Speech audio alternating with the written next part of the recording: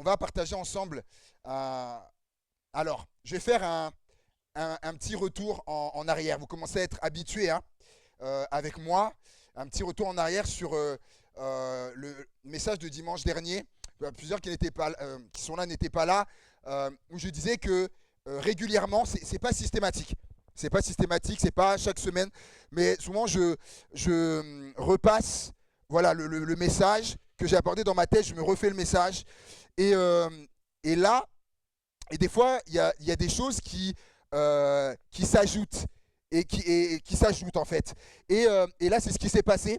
C'est que la semaine dernière, donc, on a parlé du dernier trésor caché, donc de la sagesse. Et on a mis pourquoi on avait vu la sagesse, pourquoi est-elle un trésor. Il y a différentes raisons, mais notamment, j'ai parlé que voilà, la sagesse notamment nous permet donc d'éviter des problèmes inutiles, des conflits inutiles. Dans la vie, il y a des problèmes. C'est pas que il y a plus de problèmes. C'est pas ça. La sagesse, elle nous permet d'éviter des problèmes inutiles. C'est-à-dire que il y a des problèmes qu'on a eus. S'il y avait eu la sagesse, il n'y aurait pas eu le problème. Et donc, des problèmes inutiles, des conflits inutiles. Rappelez-vous, on a parlé de Jésus lorsque il y a un homme qui est là qui dit oh, maître, dis à mon frère de partager la part d'héritage entre nous. Jésus va dire mais qui m'a établi juge pour ça? Non, Jésus savait rester à sa place. Il dit il y a des juges qui sont là pour ça, qui ont été établis, c'est leur rôle, c'est leur fonction. Jésus savait rester à sa place. Et quand on ne sait pas rester à notre place et parce que en fait ça le regardait pas Jésus, cette affaire de frères et d'héritage. Et nous, quand on va se mêler des affaires, on met notre nez, etc. Et après, il y a les choses, ça se retourne contre nous, on dit oh mais oui mais non, il fallait pas que je me mêle mon nez dans des affaires qui ne me regardent pas. C'est la sagesse. Et ça évite des conflits, des problèmes inutiles, des blessures inutiles qu'il n'y aurait pas eu. Des blessures inutiles, des erreurs inutiles. Même si on est humain, on fait des erreurs, mais il y a des erreurs qui, avec la sagesse, on aurait évité. Des regrets inutiles, des dépenses inutiles. Voilà, ceux qui étaient là se rappellent, ceux qui n'étaient pas là, vous pouvez aller voir sur YouTube le message de dimanche dernier, vous comprendrez le témoignage de ma maman avec son ami. Voilà, concernant la sagesse, vous irez voir. Et m'est venu cette semaine en plus, c'est que la sagesse, elle peut éviter des pièges. Et alors là, ouvrez le livre des Proverbes. Lisez le livre des Proverbes et vous allez voir notamment le Proverbe 14 notamment, mais il y en a d'autres qui ça peut éviter des pièges, la sagesse. Et, euh, et également, il y a un verset dans la Bible, ça m'est donc venu cette semaine, qui dit que le sage, est-ce que vous connaissez le sage s'empare? Est-ce que quelqu'un connaisse? Le sage s'empare des âmes. Le sage s'empare des âmes. Je crois que c'est dans le livre des Proverbes aussi. C'est-à-dire que la personne qui est sage, elle sera du coup à même de gagner des gens. De gagner des gens. Mais à l'inverse, il faut voir l'inverse. Voilà. Le fruit juste est un arbre de vie et le sage s'empare des âmes. À l'inverse, la personne qui n'est pas sage, nous témoins, à l'inverse, elle va faire fuir les âmes. La personne qui n'est pas sage, qui n'est pas avec sagesse, fera fuir les âmes. Et pour ça que c'est important, que c'est un trésor, la sagesse, que Dieu nous aide. Et j'avais noté notamment comment acquérir la sagesse. Et on avait vu ces passages dans Jacques, premièrement, où Jacques dit que si quelqu'un manque de sagesse, qu'il la demande à Dieu et qu'il la lui donnera sans faire de reproche. Donc, première étape, de la demander à Dieu. Ensuite, il dit et Dieu la donnera sans faire de reproche. Il y avait ce passage où il dit que Dieu donne la sagesse aux simples ou aux humbles. Et il y a également ce passage où il est dit que, il donne la sagesse, mais à celle donc qui met en pratique ses commandements. Donc en fait, il faut comprendre le trésor qui est la sagesse. Il faut comprendre, c'est comme si il y a des portes. En fait, il y a des portes. Et la première chose, mais il y a une chose qui vient avant tout ça, que j'ai oublié de vous dire dimanche dernier, qui vient avant tout ça. Proverbe 9.10. Proverbe 9.10. C'est quand même, ça m'est venu cette semaine. Il va dire, David, t'as oublié de leur dire ça quand même. Proverbe 9.10. Le commencement, donc au tout début, le démarrage pour la sagesse, c'est la crainte de l'Éternel. C'est c'est le premier pas ou la première porte. Donc comme je disais, admettons vous soyez là et que donc la sagesse c'est un trésor caché. Donc allez admettons vers le mur. Et en fait, pour y accéder, c'est comme des portes en fait. La première porte, c'est ça. C'est la crainte de l'Éternel. C'est la première porte. Crainte, pour faire simple, le respect. On va être basique, le respect de Dieu. C'est la première porte, j'ouvre. Ok, mais j'y suis pas encore.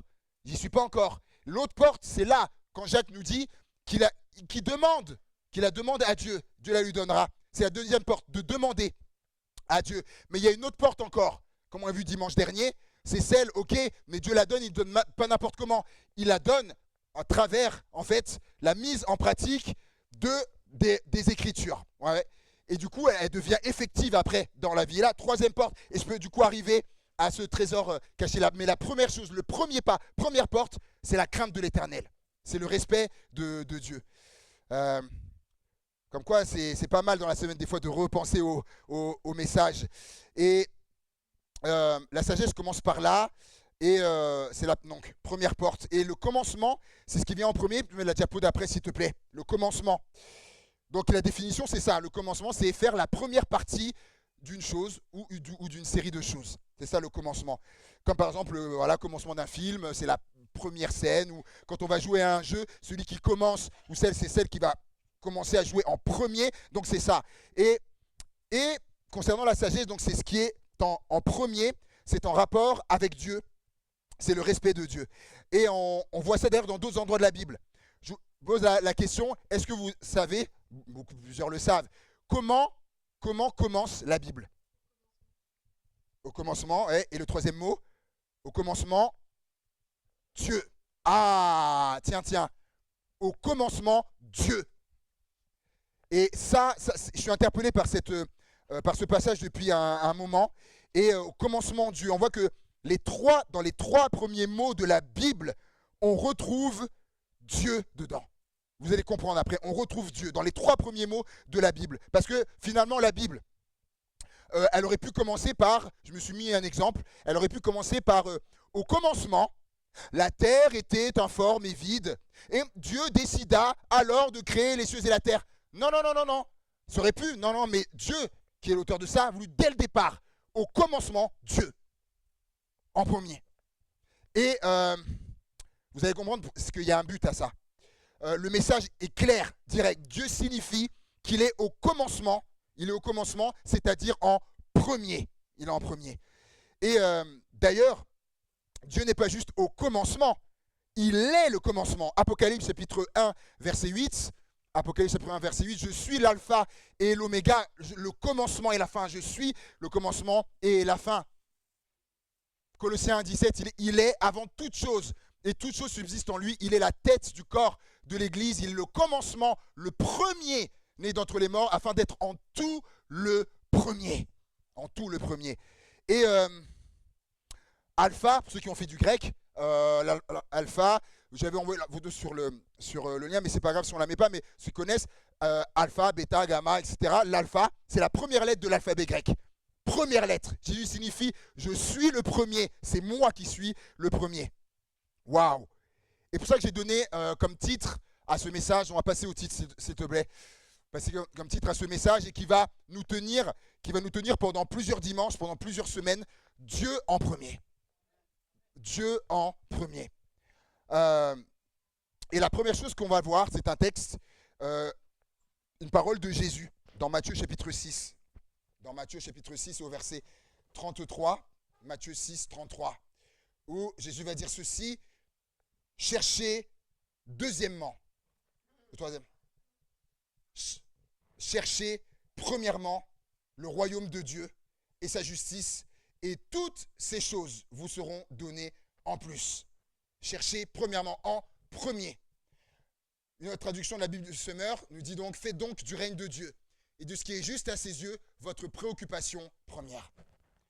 Pour comprendre en fait cette parole de Jésus, en fait il faut comprendre le contexte. Il faut prendre le contexte. Pourquoi Jésus dit ça? Pourquoi il dit ça? Qu'est-ce qu'il dit en fait avant? Il faut regarder ce qu'il dit avant. Et un peu avant, Donc Matthieu chapitre 6, verset 25. Matthieu chapitre 6, verset 25. C'est pourquoi je vous dis, ne vous inquiétez pas pour votre vie. Ah, tiens, c'est quoi le texte que tu as lu tout à l'heure? Ne vous inquiétez pas, je vous disais, ne vous inquiétez pas. Pourquoi je vous dis ne vous inquiétez pas pour votre vie de ce que vous mangerez, ni pour votre corps de quoi vous serez vêtu. La vie n'est-elle pas plus que la nourriture et le corps plus que le vêtement? Regardez les oiseaux du ciel, ils ne sèment ni ne moissonnent et ils n'amassent rien dans des greniers. Et votre Père céleste les nourrit. Ne valez-vous pas beaucoup plus que qui de vous, par ses inquiétudes, peut ajouter une coudée à la durée de sa vie? Et pourquoi vous inquiétez au sujet du vêtement? Considérez comment croissent les lys des champs. Ils ne travaillent ni ne filent. Cependant, je vous dis que Salomon, même dans toute sa gloire, n'a pas été vêtu comme l'un d'eux. Si Dieu revêt ainsi l'herbe des champs, qui existe aujourd'hui et qui demain sera jetée au four, ne vous vêtira-t-il pas? À plus forte raison, gens de peu de foi. Ne vous inquiétez donc point, et ne dites pas que mangerons-nous, que boirons-nous, de quoi serons-nous vêtus? Car toutes ces choses, ce sont les païens qui les recherchent. Votre Père céleste sait que vous en avez besoin, et c'est là qu'il dit, cherchez premièrement le royaume de Dieu et la justice de Dieu, et toutes ces choses vous seront données par-dessus. Ne vous inquiétez donc pas du lendemain, car le lendemain aura soin de lui-même. À chaque jour suffit sa peine. Amen. Amen. Donc, dire, mais Jésus dit ça, cherchez premièrement le royaume de Dieu. Pourquoi on comprend? Il vient de leur parler, de ne vous inquiéter de rien, etc. Il leur parle de toutes ces choses-là, et là, notamment de la nourriture et du vêtement. Ce sont des besoins de l'être humain, évidemment. Nous avons besoin de ces choses, de manger, de nous vêtir, et ce sont des choses qui peuvent nous inquiéter. Ce sont des choses qui peuvent nous inquiéter, surtout dans les temps dans lesquels on vit aujourd'hui, où il y a des inflations de partout, voilà, tout augmente, etc. Et certains se disent, se sont déjà posé la question, mais comment je vais faire? Comment je vais faire? Et en fait, je pense que à l'époque de Jésus, il devait déjà y avoir des gens qui se disaient ça, qui se demandaient ça, en voyant les choses, mais comment je vais faire, etc.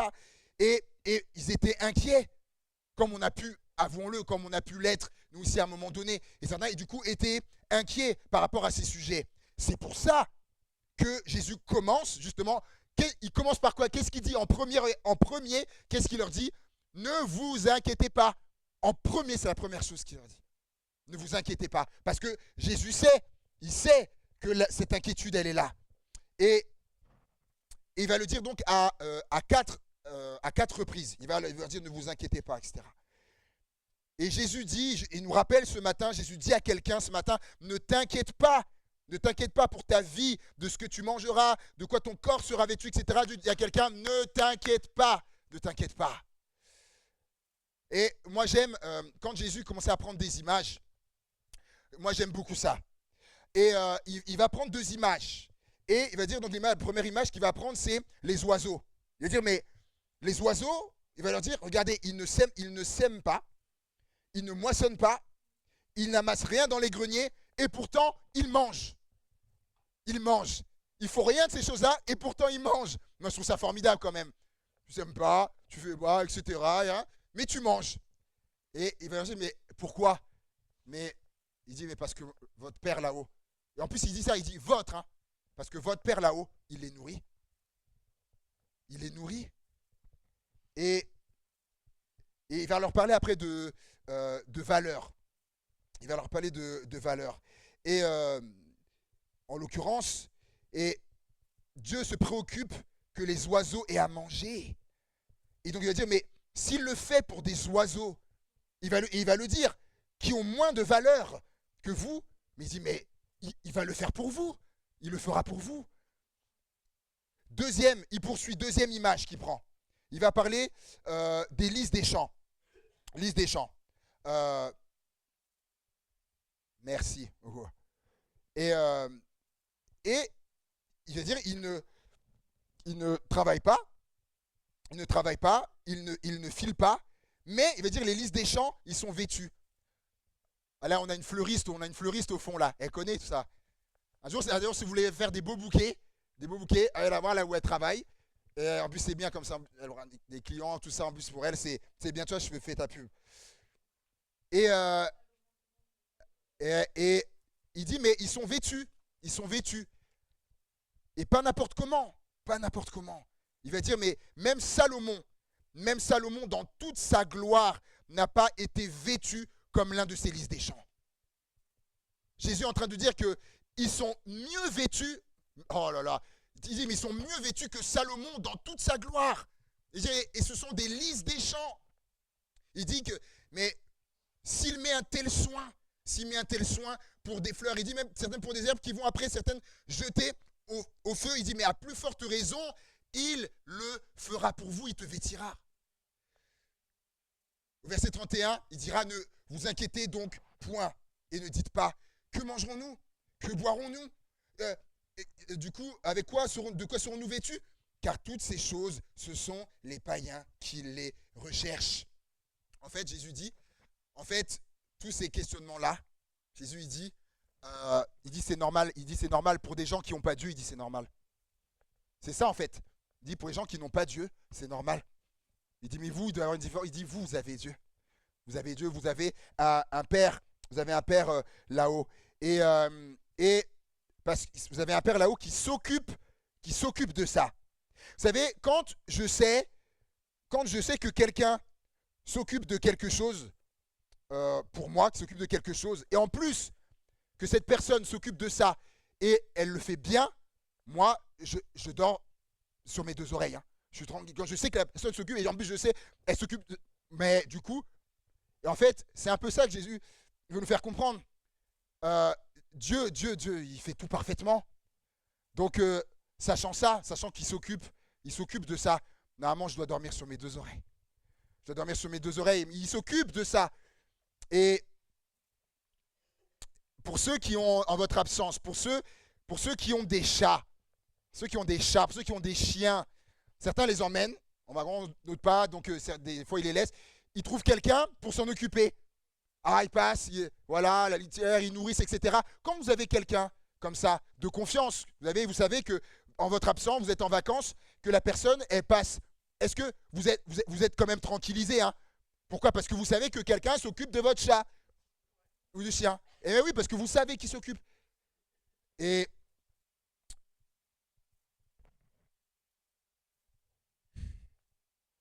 vous n'avez pas à vous inquiéter. Je crois que j'ai mis dans la diapo d'après, je crois. Jésus nous invite à ne pas nous inquiéter, mais à chercher. Tiens. À ne pas nous inquiéter, mais à chercher. Il le dira, donc, et chercher quoi? Il le dit, chercher premièrement le royaume de Dieu et sa justice. Question, c'est quoi chercher premièrement le royaume de Dieu? C'est quoi? Pour chercher le royaume de Dieu, cela veut dire que le royaume de Dieu, déjà, première chose, est important pour nous, déjà. Parce que si tu cherches quelque chose, il y a quelque chose là que tu as et tu cherches, si tu cherches ça, c'est parce que cette chose, elle est importante pour toi, si tu la cherches. Donc déjà, si je cherche le royaume de Dieu, il faut que déjà, le royaume de Dieu, il soit important pour moi, déjà. Regardez la brebis perdue que le berger va chercher parce qu'elle est importante pour lui. Ensuite, la drague perdue ou la bague, la dame elle cherche. Pourquoi? Parce que cette bague, elle est importante pour elle. Peut-être que c'est son mari, voilà. Et c'est important pour elle, elle cherche. Ou quand les gens cherchent, ben oui, un enfant perdu, peu importe. Quand on cherche, c'est parce que c'est important. D'ailleurs, est-ce que le royaume de Dieu, il en est question 49 fois. 49 fois, juste pas dans les évangiles, uniquement dans l'évangile de Matthieu, 49 fois la référence au royaume de Dieu, pour dire que c'est important. Et aussi, chercher le royaume de Dieu veut dire aussi s'intéresser au royaume de Dieu.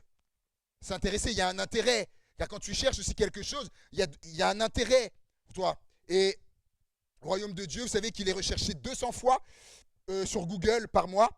Chaque mois, 200 fois, les gens cherchent royaume de Dieu, notamment des gens qui sont en recherche.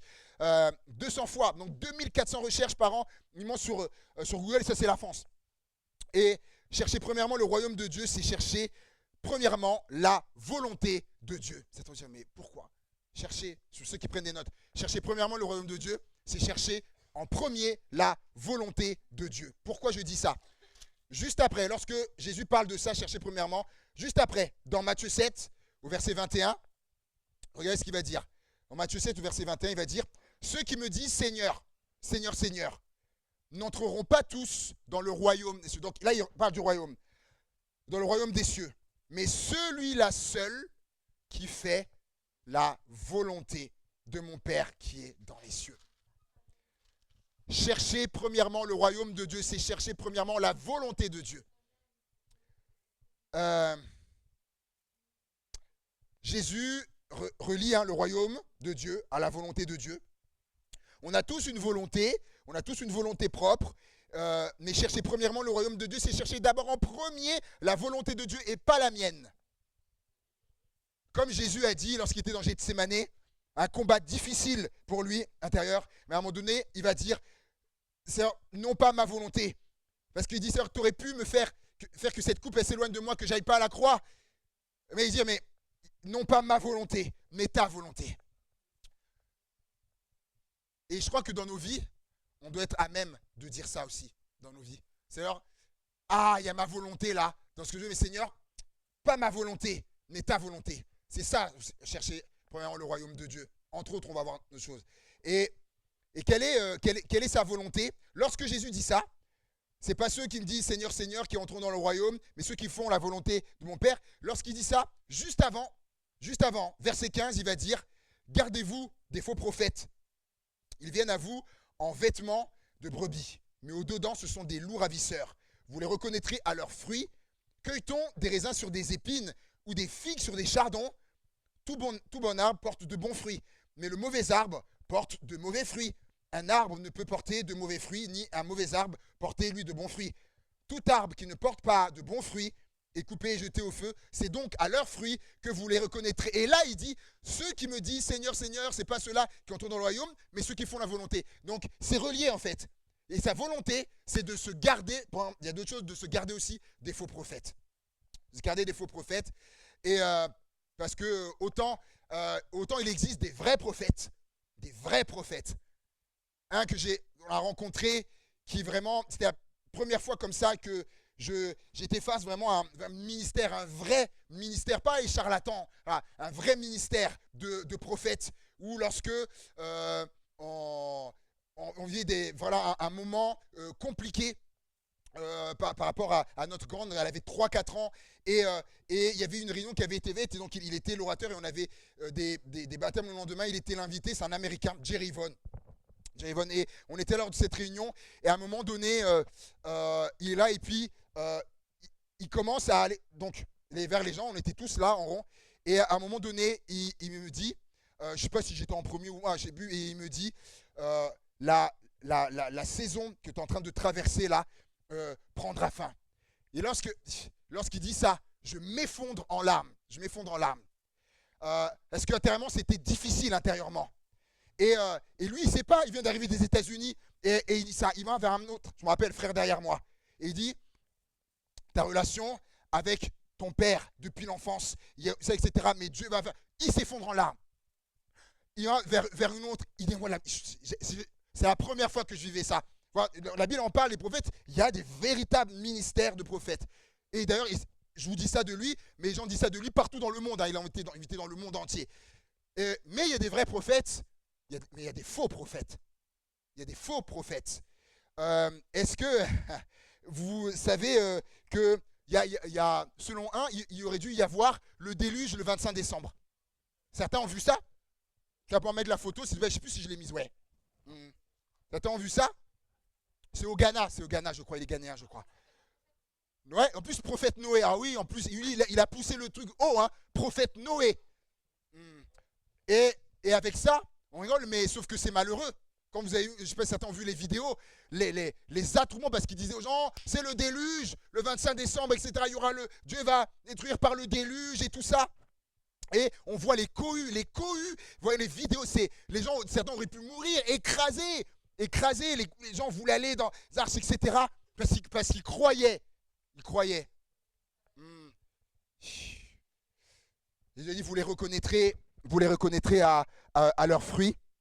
À leurs fruits. Et vous savez, par rapport à ça, on peut se dire, mais comment ça se fait?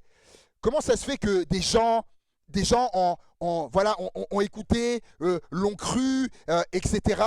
Eh bien, parce que ça ne savait pas ce qui est écrit dedans.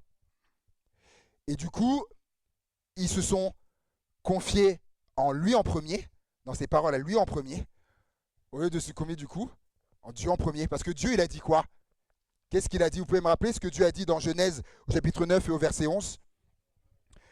J'établis mon alliance avec vous, aucune chair ne sera plus exterminée par les eaux du déluge et il n'y aura plus de déluge pour détruire la terre. Ça, c'est ce que Dieu a dit. Et un homme, disant, oh, prophète, autoproclamé, oh, etc. Et quand c'est, bah oui, 25 décembre, on était là, et on a attendu le déluge, hein. On l'a attendu. Et du coup, après, je ne sais pas si vous avez vu, mais il a commencé à dire, mais non, non, mais Dieu nous redonne du temps. Il voulait parler, mais Dieu nous redonne du temps en plus pour se rementir. D'ailleurs, les autorités l'ont arrêté, etc. Sauf qu'après, on avait aussi, hein, où tu as les gens qui payaient. Tu as les gens qui payaient pour avoir une place dans les arches. Sauf qu'après, ils ont montré une vidéo, waouh, où il a acheté le gros bolide. Hein. Il a acheté le gros bolide avec ça. Pour ça que c'est important de connaître. La volonté de Dieu, c'est de connaître ça. Et je continue. Vous savez, on peut lire, et Jésus l'avait dit, si quelqu'un vous dit alors le Christ est ici ou il est là, ne le croyez pas car il s'élèvera de faux Christ, de faux prophètes. Jésus l'avait dit. Et c'est lui en premier, c'est Dieu en premier qu'il faut écouter. Et on peut lire plein de livres, connaître plein de livres, mais il y a des livres excellents, mais celui qu'on doit connaître et lire en premier, c'est la Bible, la parole de Dieu. Deuxième chose, j'arrive sur la fin. Deuxième, donc, garder les faux prophètes. Et juste après, quand il va dire, c'est pas ceux qui me disent Seigneur, Seigneur, etc., qui entreront dans le royaume, ceux qui font la volonté de mon Père. Juste après, qu'est-ce qu'il va dire? C'est pourquoi quiconque entend ces paroles que je dis et les met en pratique sera semblable à un homme prudent qui a bâti sa maison sur le roc. Deuxième chose, s'il te plaît, mettre sur la diapo. L'autre chose, le royaume de Dieu, faire la volonté de Dieu, chercher premièrement volonté de Dieu, se garder les faux prophètes et qu'on bâtisse notre vie sur le roc. Ça, c'est autre chose. Et la volonté de Dieu également, c'est compris. C'est compris. Matthieu 6, verset 5. Matthieu 6, verset 5. Lorsque vous priez, ne soyez pas comme les hypocrites qui aiment à prier debout dans les synagogues et au coin des rues pour être vus des hommes. Je vous le dis en vérité, ils reçoivent leur récompense, mais quand tu pries, deuxième mot qu'ils utilisent, quand tu pries, entre dans ta chambre, ferme ta porte et prie. Troisième fois, ton Père qui est là dans le lieu secret et ton Père qui voit dans le secret te le rendra. En priant, quatrième fois, ne multipliez pas de vaines paroles comme les païens qui s'imaginent qu'à force de paroles ils seront exaucés. Ne leur ressemblez pas, car votre Père sait de quoi vous avez besoin avant que vous le lui demandiez. Voici donc comment vous devez prier. Cinquième fois, notre Père qui est aux cieux, que ton nom soit sanctifié, etc. Donc, aussi, la volonté de Dieu, c'est compris. C'est compris. Et regardez comment comment il nous enseigne comment prier. Ça commence par quoi? Notre Père. Qu'est-ce qui vient en premier? C'est Dieu encore. Dieu en premier. Et moi, ça, je l'ai vraiment réalisé et compris. On était pasteur à Amiens. Je préparais des études pour les futurs baptisés. Notamment, il y avait tout un cours sur la prière. Et notamment, des fois dans la prière, disons, on peut arriver dans la prière, on dit, ah Seigneur, Seigneur, ah tu vois, j'ai ce besoin-là, soit argent, peu importe, les besoins, ils sont multiples, Seigneur, ah, tu veux faire ça dans ma vie, Seigneur, tu vois, il y a ça, Seigneur, interviens là, Seigneur, etc., donne-moi, etc., Seigneur, fais ici, etc. Et tout ça, c'est absolument pas mauvais de faire ça. Mais souvent, j'ai réalisé quand je préparais cette étude-là il y a des années, en fait, on commence par ça. On commence, en premier, on est là avec nous, Seigneur, non, non, non. Mais quand on regarde Notre Père, regardez Notre Père qui est aux cieux, que ton nom soit sanctifié. On regarde Notre Père, que ton nom, donc à toi, que ton nom soit sanctifié, que ton règne vienne, que ta volonté sur la terre soit faite comme au ciel. Et ensuite, donne-nous, c'est après, donne-nous aujourd'hui notre pain quotidien, pardonne-nous nos offenses, comme nous aussi nous pardonnons à ceux qui nous ont offensés, ne nous induis pas en tentation, délivre-nous du mal, car c'est à toi qu'appartient le règne, etc. Donc on voit, c'est comme un ensemble, ça commence par Dieu, ensuite il y a nos besoins, et à la fin, ça se termine par Dieu. Il est l'alpha et l'oméga, le commencement, la fin. Et mais on voit, mais c'est lui en premier. C'est lui en premier. Et moi, j'ai réalisé ça donc il y a quelques années en fait. Non, réalisé ça. Et concernant la prière, Dieu est le premier, on le voit. Dieu est le premier et il veut être le premier. Quand je me suis posé la question, quand je me lève le matin, je suis en contact avec qui en premier? Est-ce que c'est avec... Dès que je me lève, je suis en contact avec qui en premier? Ah, est-ce que c'est avec Siri? Siri, je suis en contact avec WhatsApp en premier. Je suis en contact en premier avec Instagram, TikTok, moi, avec mes notings. Notre relation, comme il y a notre relation avec Dieu, en fait, doit avoir la première place, notre relation avec Dieu. Et d'ailleurs, et Paul le dit dans 1 Timothée au chapitre 2, 1 Timothée chapitre 2, versets 1 à 4. 1 Timothée chapitre 2, versets 1 à 4. Allez. 1 Timothée chapitre 2, versets 1 à 4. J'exhorte donc en dernier lieu, non, avant toute chose. Oh là là, la Bible comme elle est précise, Seigneur. Avant toute chose, à faire des prières, la prière, des supplications, des requêtes, des actions de grâce. Et donc la prière, on est en relation avec qui? Avec Dieu. Donc ils disent exhorte avant toute chose, en premier, à être en relation avec Dieu. Pour tous les hommes, pour les rois, pour tous ceux qui sont élevés en dignité, afin que nous menions une vie paisible et tranquille, en toute piété et honnêteté, cela est bon et agréable devant Dieu. Donc quand on fait ça, ça fait plaisir à Dieu quand on fait ça. Et qui veut que tous les hommes soient sauvés et parviennent à la connaissance de la vérité, car il y a un seul Dieu et aussi un seul médiateur entre Dieu et les hommes, un seul médiateur, entre Dieu et les hommes, Jésus-Christ, qui s'est donné lui-même en rançon pour nous. J'ai regardé mon frère parce qu'on a parlé de ça hier avec mon frère. Ce que Dieu veut, c'est que déjà cette relation elle soit en premier avec lui. Et ensuite, Paul dira, et ce que Dieu veut, c'est que tous les hommes soient sauvés. Que tous les hommes soient sauvés et parviennent à la connaissance de la vérité. Alors pour ça, il y a différents moyens. Je vais terminer avec ça. Il y a différents moyens. Le témoignage que je vais vous donner là, c'est pas un schéma où il faut tous faire comme ça. Non. C'est un exemple. Mais Dieu, il est créatif. Il y a plein de moyens. Mais ce témoignage, il m'a marqué quand j'étais à l'école biblique. Il y avait mon camarade de chambre à un moment donné. Alors, il était pas trop bien.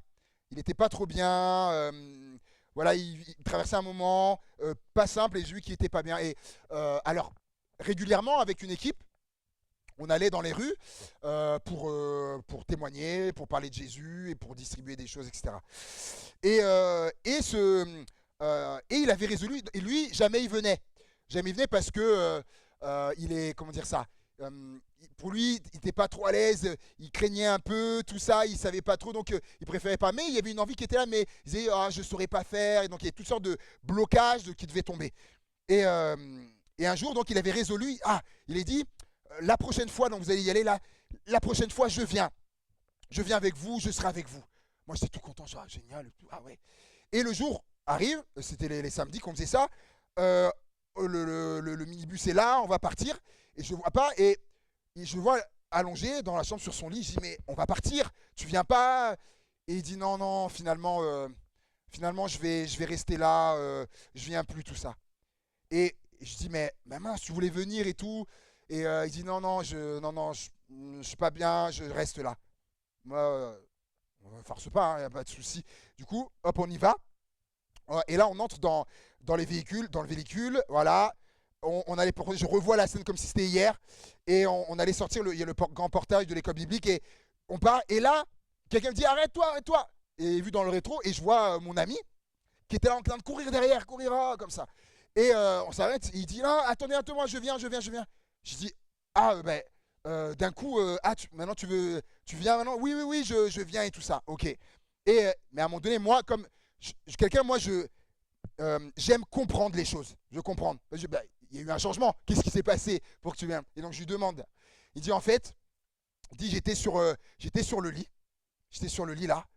Et là, à un moment donné, il dit, le Seigneur m'a parlé. Le Seigneur m'a parlé. Il dit, cette parole qui est venue comme ça, disant, occupe-toi de mes affaires. Je m'occuperai d'Étienne. Je vais m'occuper d'Étienne. Oh. Et cette parole, voilà, l'a saisi, et il est venu. Et écoutez bien, parce que c'est pas fini.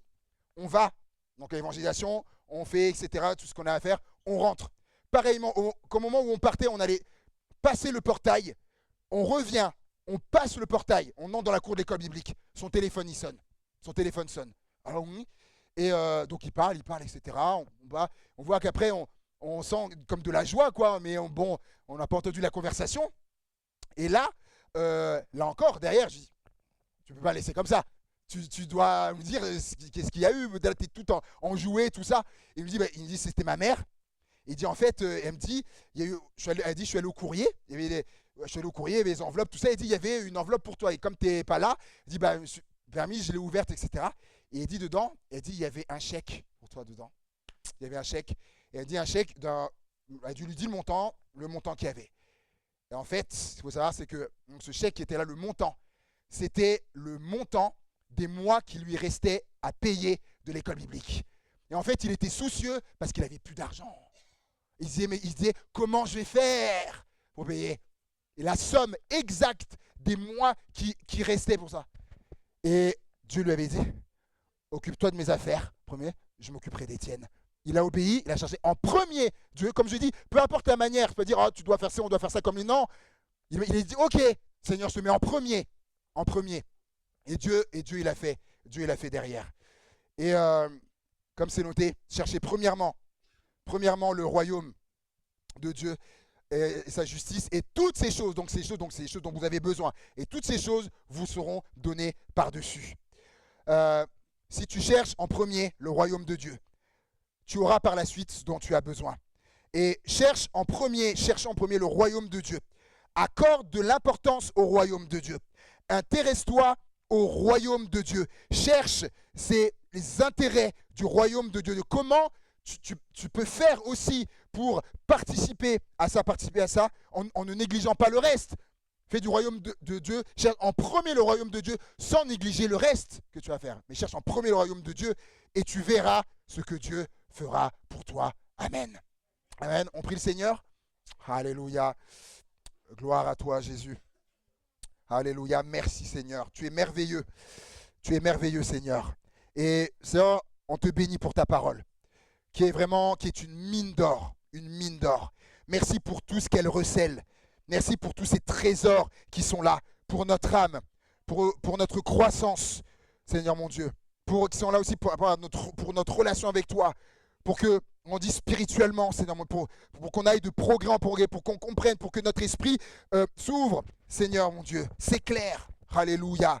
Que vos horizons, Seigneur mon Dieu, aussi soient là. Merci pour ta parole. C'est vrai, je me demande, Seigneur, mais qu'est-ce qu'on ferait sans ta parole? Merci de nous l'avoir laissée, notre boussole, Seigneur, qui nous guide également ici, Seigneur. Merci, mon Dieu, pour ça. Et là, tu nous rappelles que c'est toi qui es le premier. C'est toi qui es le premier et c'est toi qui dois être en premier, Seigneur. En premier, voilà, dans notre relation, chercher premièrement le royaume, Seigneur mon Dieu, chercher premièrement ta volonté, pas la nôtre en premier, la tienne, Seigneur mon Dieu. Oh Jésus, qu'on puisse être, nous sommes tes fils, tes filles, puissions être ces fils, ces filles, qui cherchons en premier le royaume de Dieu et sa justice. Et alors, oui, nous verrons ta promesse parce que c'est une promesse. Et on le voit, tu n'es pas un homme pour mentir. Et alors, toutes ces choses-là qui sont là, en plus dans les préoccupations, d'être inquiet par rapport à ces choses-là, ces besoins qui sont là, alors toutes ces choses nous seront données par-dessus. Toutes ces choses-là viendront. Mais avec toi, on le voit qu'il y a un ordre. Il y a un ordre. Il y a un ordre et l'ordre, c'est d'abord toi. C'est d'abord toi, en premier, Seigneur Jésus. À toi soit toute la gloire, Père, dans le nom puissant de Jésus. Amen. Alléluia, alléluia. On le fait pas, j'ai ça à cœur là. Est-ce qu'on peut rester dans cet esprit de prière? Cet esprit de prière. Et peut-être, voilà, gardons un temps là, peut-être il y a des voix qui veulent s'élever, prier par rapport à ce message, voilà, de Dieu en premier. Voilà, gardons, voilà, soyons sensibles et voilà, s'il y a des voix qui veulent s'élever, on peut garder un temps comme ça de prière, on prie le Seigneur. Alléluia, Jésus.